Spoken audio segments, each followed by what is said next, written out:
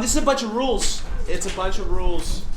Properties is like a fancy word for rules. And I hate memorizing rules. Memorizing rules sucks. But if you remember things like say the chain rule, okay? The chain rule is not such a bad rule to memorize because really what it's doing is it's giving you shortcuts. Is in C2.1, I think. Rules like chain rule, they just basically are shortcuts. So shortcut is a better word than rule, right? So when you look down this page, it looks intimidating because most of the integral notation is still pretty new to you, okay? But I hope this becomes to you shortcuts that'll let you do stuff faster than you would have done otherwise, okay? So let's march down the page and see if we can explain what these things are. Number one, that first property, that's just the definition, okay? You guys have seen that already. So you might like to write definition next to property number one, okay? Property number two, there's not so much to it. It's simply getting at the fact that I mentioned before that the x and the dx, or the w and the dw, and the z and the d, and so on, right? In a definite integral, the letter is inconsequential. It doesn't matter what letter it is because it will instantly get replaced by a number once you start to evaluate this thing, okay? And that's why we call it a dummy variable. Okay, now when we start to move further down the list, okay, I want you to put an asterisk next to 3, 4, 5, and 6. The asterisk is for us to prove them, okay?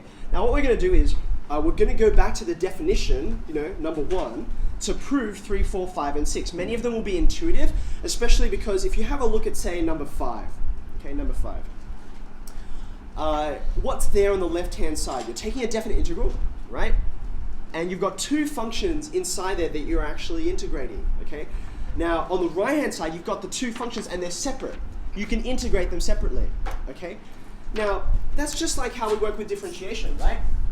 If I gave you something like this, I said, look, here's one big function and I want you to differentiate it, okay? At least mentally, probably what you're doing is you're just separating them. And you're treating them as two completely independent things, right? You do this one and you get your value, and then you do this one and you get that value, okay? So being that we can do this with differentiation, and integration is the inverse of differentiation, you ought to expect that you would do the same thing. That's what property 5 is about. But I want us to do more than just say, oh, it's like differentiation, so we ought to be able to do it. I want us to go back to the definition and prove these things, okay? So let me walk you through how you would go about doing this rigorously. Let's do number 3 together.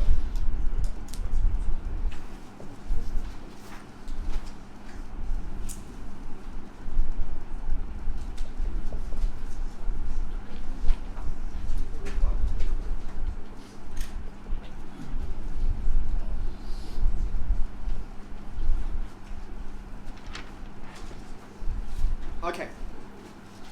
Now the sheet's a little bit naughty. It forgets to mention this. It kind of assumes, because k is usually a constant, right? But you might like to put it on the side there, because what we're explaining here is, just like with differentiation, if I'm differentiating a function with a constant coefficient, I can just take that constant coefficient out in the front and ignore it, and just whack it on at the end, okay? And it's the same deal with integration. So how would I go about proving this, okay? Well, as with usual proofs, you pick a side, right? And then I want to go from left to right, okay? So, well, which side should we pick? Does it matter? I feel like they're both pretty similar. Let's go with left. Good suggestion.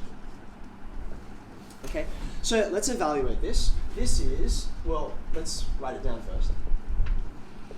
According to, like, the definition of what integration is, okay, a definite integral.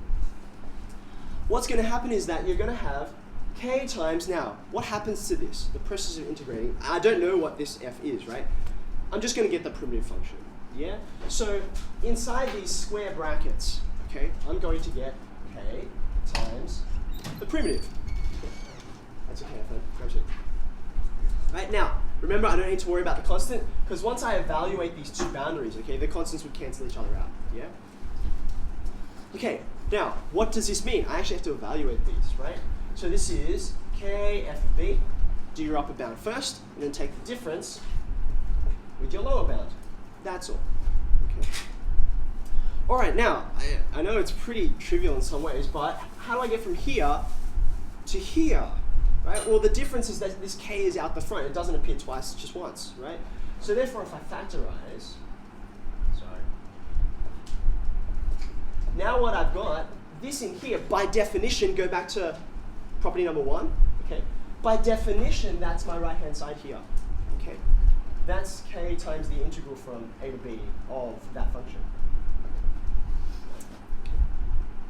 I suppose if you wanted to, at this point, you could say where f is the primitive